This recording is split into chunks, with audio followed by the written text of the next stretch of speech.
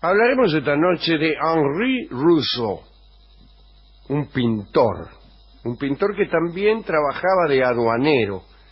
Vamos a ver si podemos contar esta historia. Es una historia rara. Rousseau era francés, no confundir, desde luego, con Denis Rousseau, el autor del contrato social. Bien, Henri Rousseau había nacido en 1844, provenía de una familia humilde y desde 1869 ocupaba un puesto en la aduana, un lugar que no abandonó hasta 1885. Tenía una pequeña pensión y se retiró para dedicarse a pintar. Hablaremos de Montmartre, de los pintores que había allí, de Picasso y otros que pasaron angustia, incertidumbre ante el futuro e incluso miseria, y que en algunos casos alcanzaron después la gloria. La verdad es que Rousseau era despreciado por todos los pintores y artistas de aquel barrio, especialmente por los de la vanguardia.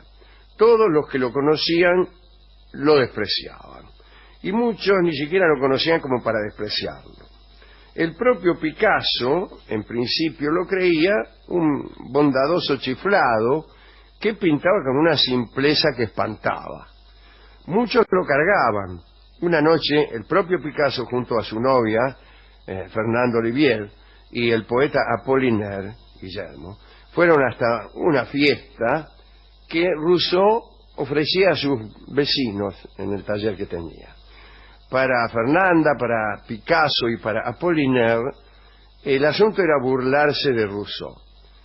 Y burlarse también de paso de los amigos de Rousseau, que eran gente sencilla, comerciantes del barrio, empleados. Y en ese inocente mundo se mezclaban algunos piolas que el aduanero había ido conociendo a lo largo de los años. Dicen que aquellas veladas recreativas, las fiestas que daba Rousseau, eran como sus pinturas, conmovedoras por un frescor insólito. Era un primitivo moderno, podríamos decir, uno de los principales precursores del arte naif. Eso era más o menos Rousseau. Pues bien, en las reuniones aquellas había esa ingenuidad. Ahí estaba el panadero, el jubilado de la compañía del ferrocarril, el empleado municipal, algunos recitaban versos, otros entonaban canciones acompañados por un violín que tocaba el propio Rousseau, atención, tocaba polcas y mazurcas. Bueno, estas eran como especies de peñas muy inocentes, ajenas a cualquier despliegue atonal, no figurativo o críptico. Era todo muy inocente.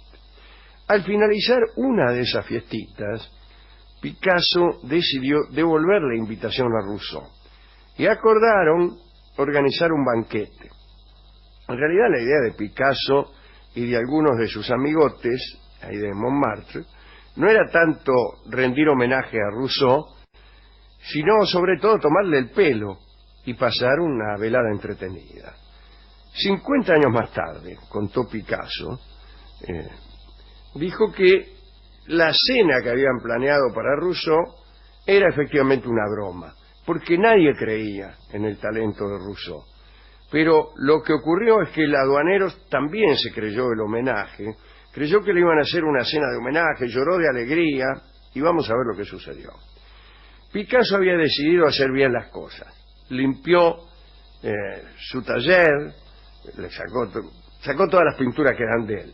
Invitó a sus vecinos, Juan Gris, Jacques Villon, con algo de hojarasca y de banderas, improvisó, junto con Apollinaire, una decoración estilo 14 de julio. A través de la habitación pusieron como una larga bandera, o una pancarta, ¿cómo se llaman esos? Como un pasacalle. Un pasacalle, ahí está, que decía honor a Rousseau.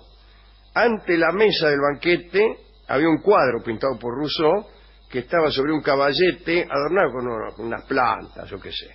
Bueno, empezó la fiesta. Hubo algunos problemas porque parece que la novia de Picasso se equivocó la fecha y pidió la comida, y habían cargado la comida y todo, y la trajeron 2 días más tarde. Entonces Picasso tuvo que ir a comprar algo, fue a comprar queso. compró queso en un comercio vecino.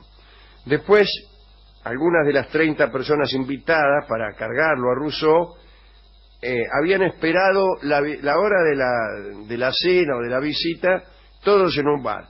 Cuando llegaron todos juntos, estaban en curda. En fin, por ahí llegó Rousseau con el violín, lo sentaron en la cabecera, en un sillón barroco que habían colocado sobre una tarima, todo para cargarlo. Bueno, consciente Rousseau de que estaba viviendo su momento de gloria entre aquellos jóvenes artistas, el tipo se mantenía, ¿no?, con un porte muy digno, soportaba sin decir palabra incluso unas gotas de estearina, de cera, que le caían de una vela que había en una lámpara justo sobre su cabeza. Bueno, llegaron los platos, que en realidad eran todos diferentes clases de queso, y entre plato y plato presentaban algunas atracciones musicales. Alguno tocaba el acordeón, Apollinaire recitó un poema que fingió escribir de forma improvisada en un rincón de la mesa del banquete. En realidad ya lo traía escrito. Y Apollinaire recitó acerca de las virtudes que Rousseau no tenía y acerca de lugares los que nunca había estado. Decía el poema: ¿te acuerdas, Rousseau, del paisaje azteca, de los bosques en que crecían mangos y ananás, de los monos derramando toda la sangre de las sandías, y del rubio emperador que fue fusilado allá? Los cuadros que tú pintas en México los viste. El rubio emperador era desde luego Maximiliano de Habsburgo, que fue inventado emperador de México por Francia y algunos de sus aliados, y que fue enviado a México y allí fue fusilado en Querétaro por el Indio Juárez, ¿no? Pero Rousseau nunca había ido a México, ni sabía nada de Maximiliano, ni de Querétaro, ni de nada. Pero no dijo nada. Disfrutó de esa sensación de aventura que le daba un prestigio especial ante sus nuevos amigos. Al final del banquete, Rousseau tomó su violín, interpretó algunas canciones de su repertorio, y el estudio fue llenándose de gente, porque las noticias en Montmartre se propagaban rápidamente a través de los talleres, de los bares, de los artistas, y bueno, empezaron a caer por todas partes, y entre taitas y malandras se armó una milonga flor. Ante la indignación de Picasso, algunos de los colados se metían en los bolsillos pedazos de queso. Después, para asustar a Rousseau, el poeta Henri Salmon fingió tener un delirium tremens. Era un delirium tremens fingido. Y parece que la representación fue perfecta.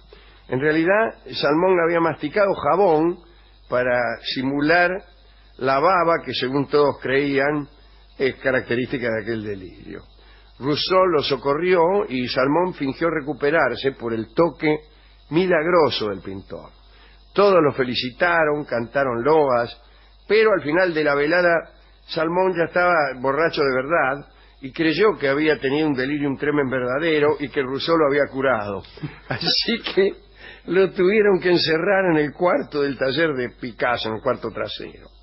Parece que en ese pequeño cuarto Salmon destruyó un sombrero de plumas de la Merchant Gertrude Stein porque se lo quiso comer.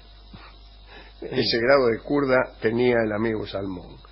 En fin, la velada se prolongó hasta el amanecer y el aduanero Rousseau, este pintor primitivo, agotado tanto de las emociones como del vino, cayó en un dulce letargo.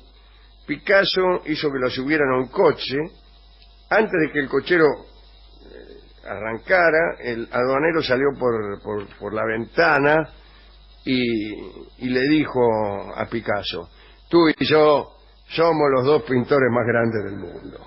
Y ahora bien, las resonancias de aquel banquete fueron tales que de la noche a la mañana se empezó a apreciar a Rousseau. Nadie se enteró de que los hombres de la vanguardia habían hecho eso solo para molestarlo. Creyeron que era en serio. La prensa creyó que era un homenaje en serio y la farsa se volvió en contra de sus autores. El banquete fue considerado como un homenaje sincero a un genio ignorado, y hasta se atribuyó a Picasso el mérito del descubrimiento y lanzamiento de aquel gran naïf. Y la verdad es que Picasso y Apollinaire, enternecidos, no se atrevieron, al menos mientras Rousseau vivió, a reconocer lo que habían planeado.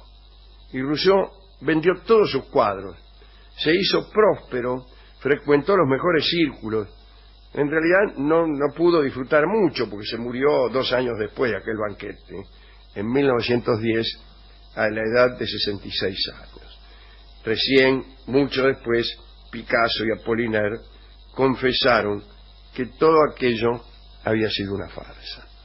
Esta es la historia de este pintor ingenuo en la pintura y en la vida, ¿no?, que fue Henri Rousseau. Están en todos los libritos, hay reproducciones de las obras de Rousseau, así que se pueden ver si ustedes la quieren consultar. La gitana dormida, la guerra, no me acuerdo. Bueno, me gustó esa historia, gente mala, ¿no? Gente mala.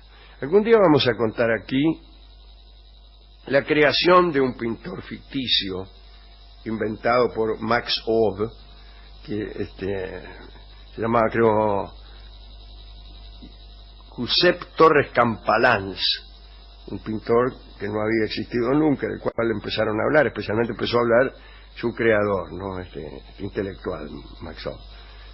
Bueno, algún día hablaremos, pero me parece que estoy prometiendo eso desde que empezó este programa, y ese día no llegó nunca.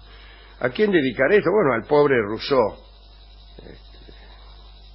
Habrá que preguntarse siempre, ante cualquier homenaje que a uno le vengan a hacer, ante cualquier suerte que uno crea tener, si no será que nos están cargando. Esa sospecha Sí. está todo el tiempo, ¿no? Sí, acecha sí, en bueno. cada rincón.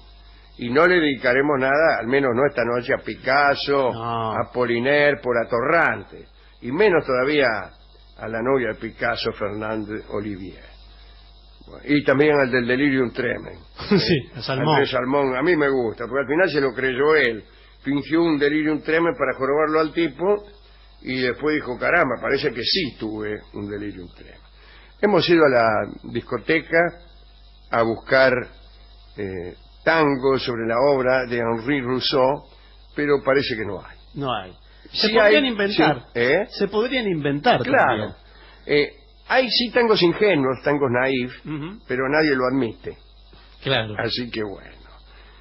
Finalmente, como se trataba de aquella delicada y deliciosa bohemia de París de principios de siglo y del barrio de Montmartre, me parece que está muy bien escuchar el tango Noches de Montmartre en la voz de Carlos Gardel.